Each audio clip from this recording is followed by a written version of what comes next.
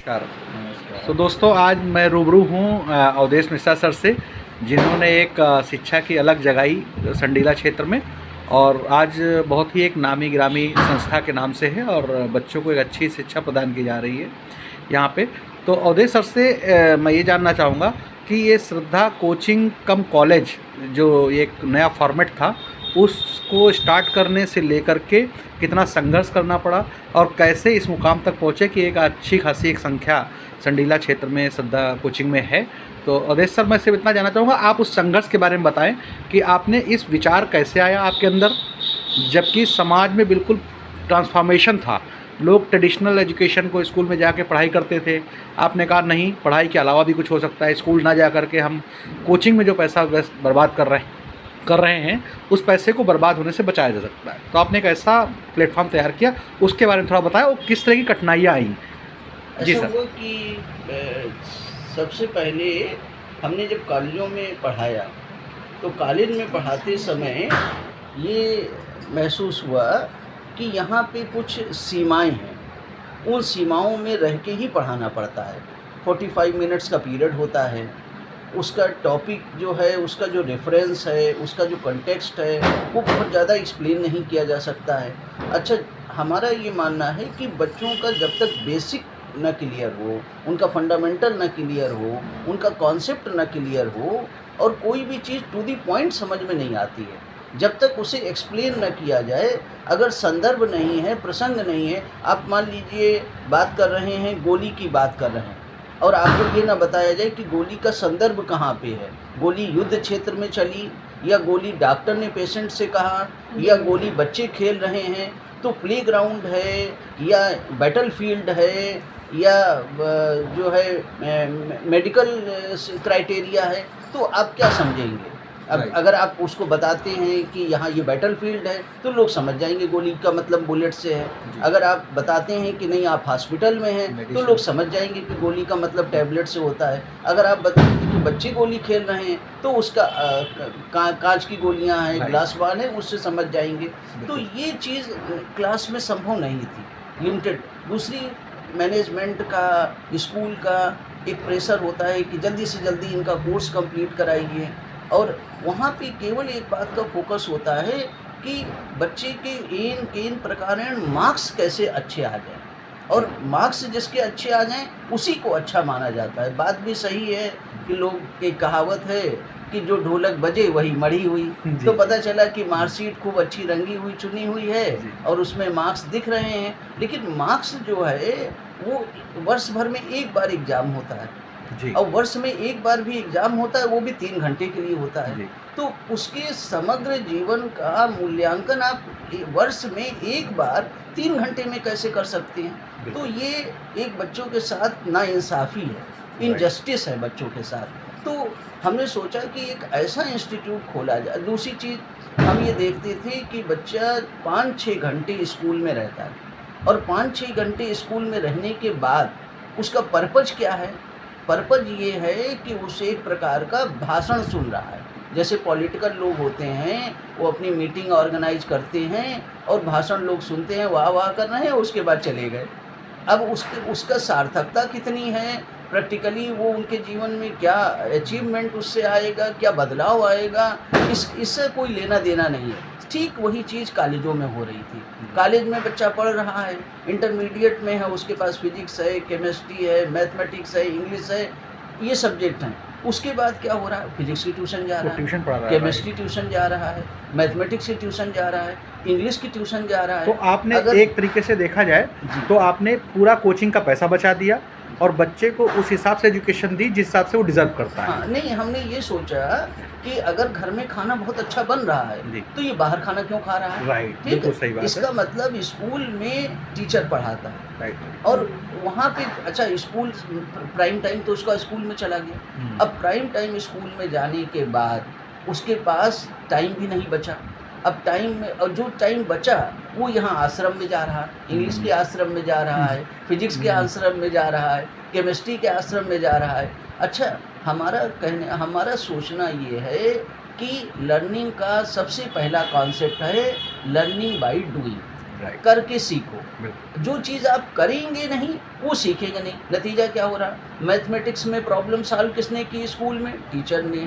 Tuition में क्या किया? ट्यूटर ने किया। बच्चे ने कुछ किया नहीं। राइट। अच्छा, आपने खुद अगर आपको ड्राइविंग करनी है तो ड्राइविंग सीट पे बैठना पड़ेगा। बिल्कुल। ठीक है, खाली वीडियो देखने से थोड़ी ना होगा। अगर आपको क्रिकेट सीखना है तो फिर ग्राउंड में आपको उतरना प्लेग्राउंड पड़ेगा। जाना पड़ेगा, स्टेडियम जाना पड़ेगा, बैट पकड़ना पड़ेगा, बॉल फेस करनी पड़ेगी।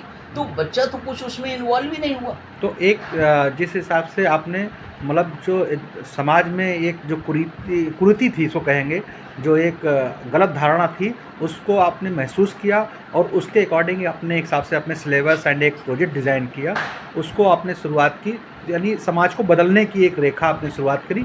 तो उस समय क्या आपको लगता है कि इतनी आसानी से गार्जियंस ने अडॉप्ट किया इस चीज़ को? मुझे नहीं लगता, क्योंकि आज भी लोग वही सेम सिस्टम चल रहा है, स्कूल जा रहे हैं, कॉलेज जा रहे हैं, फिर ट्यूशन पढ़ रहे हैं।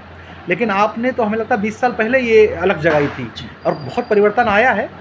तो आप जैसे टीचर बहुत कम ही हैं जो एक प्रोफेशन के साथ कहीं ना कहीं ईमानदारी भी बरतने की कोशिश करते हैं कि नहीं, हम समाज में कुछ नया दें। तो सर, क्या वो चीज़ बताइए, 20 साल पहले दौर, क्या लोगों ने अडॉप्ट किया इस चीज़ को? आपको बड़ी कठिनाइयाँ आई होंगी। देखिए, इसमें जो ये 2001 में हमने अपनी कोचिंग स्टार्ट की और उसके पीछे जो ऑब्जेक्टिव था वो ये था कि बच्चे को टीचिंग नहीं देनी है, हमें बच्चे को पढ़ाना नहीं है, हमें बच्चे को सिखाना है। गुड। तो टीचिंग, अगर हमारा ऐसा मानना है कि आज भी भारत को विश्व गुरु बनाया जा सकता है और विश्व गुरु बनाने के लिए और कुछ नहीं करना है, हमारे केवल 2% एजुकेशनल इंस्टीट्यूट टीचिंग की जगह टीचिंग को सब्स्टिट्यूट करके लर्निंग शुरू कर दें। ग्रेट। तो आज भी हमारा भारत जो है वो आज बहुत आसानी से विश्व गुरु बन जाएगा। सिर्फ टीचिंग हो रही है, लर्निंग बिल्कुल जीरो है। हम या तो देख रहे हैं या उसको सुन रहे हैं या थोड़ा बहुत समझ रहे हैं, लेकिन सीख बिल्कुल नहीं रहे हैं। बिल्कुल। इस वजह से जब हम सीखते नहीं हैं तो हम, अब जैसे हम चलना हमने सीखा है, कभी नहीं बोलते। खाना खाना हमने सीखा है, हम कभी नहीं बोलते।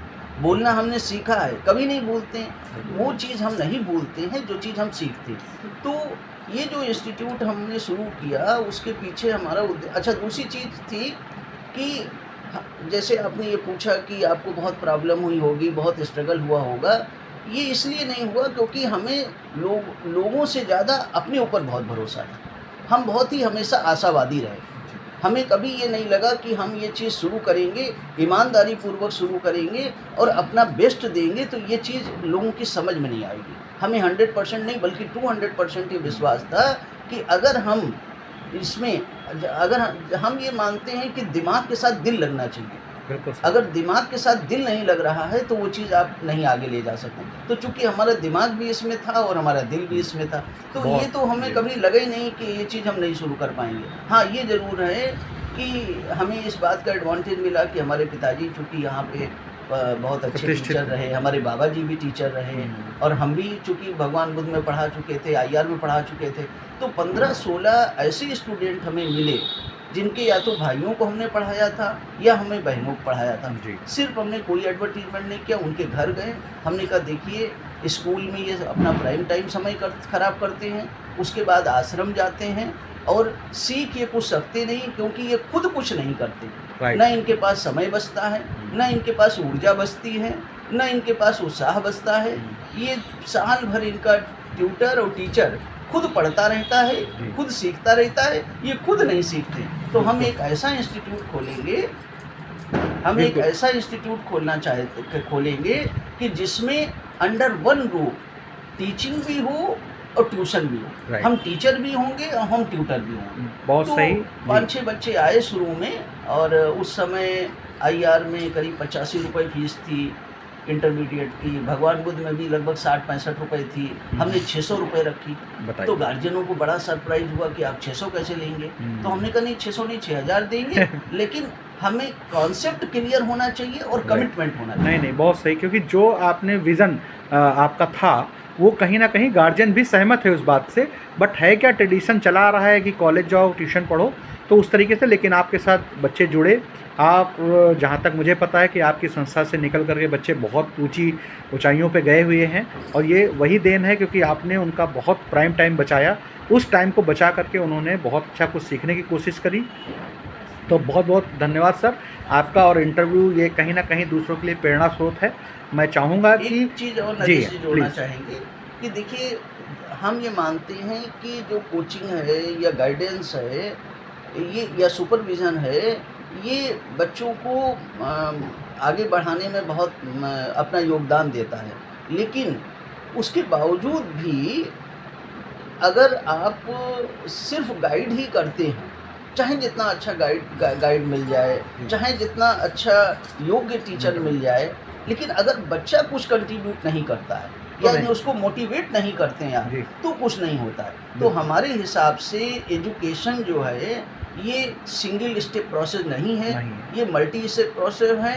हम जब टीचिंग में अपने प्रोसेस के बारे में सोचते हैं तो हम ये सोचते हैं सबसे पहले मोटिवेशन, उसके बाद सब्जेक्ट का प्रमोशन, देन एजुकेशन। बहुत सही कहा। इस ये अच्छा, दूसरी चीज़ जहाँ पे टीचिंग का भी सवाल है या लर्निंग का भी सवाल है, उसमें भी हमारा विज़न बिल्कुल क्लियर है। वो भी सिंगल स्टेप प्रोसेस नहीं है, उसमें भी सबसे पहले आपको जाके बच्चों को केवल सब्जेक्ट टॉपिक से या स्टडी पॉइंट जो भी आपका है उस समय, उसको एक्सप्लेन नहीं करना है। सबसे पहले उसमें भी एजुकेशन में भी, टीचिंग में भी या लर्निंग में भी कहें, उसमें भी वो मल्टी स्टेप प्रोसेस है। और उस मल्टी स्टेप प्रोसेस में सबसे पहले अंडरस्टैंडिंग, सब्जेक्ट या टॉपिक की अंडरस्टैंडिंग, फिर उसके बाद प्रैक्टिस, फिर उसके बाद रिवीजन एंड देन एवेल्युएशन, और उसके बाद नेक्स्ट टॉपिक स्टार्ट होना चाहिए। राइट, बहुत बहुत धन्यवाद सर। और आपके विज़न को सुन करके मुझे लगता है कि आपका इंटरव्यू जो लोग देखेंगे, जो टीचर्स खास करके हैं, वो कहीं ना कहीं अपने अंदर भी बदलाव लाएंगे कि जो हम पढ़ाते हैं तो बच्चों को कुछ इसी तरीके से पढ़ाएं कि जो डिविएशन होता है वो बहुत इंपॉर्टेंट चीज़ है। आपने प्रोफेशन को अपने सार्थक किया है और इसीलिए इतनी लंबी जर्नी है। और मैं आपके फ्यूचर इंडीवर्स प्रोजेक्ट्स जो हैं उसके लिए भी शुभकामनाएं देता हूँ। Thank you very much. आपका बहुत बहुत धन्यवाद नरेश जी। Thank you.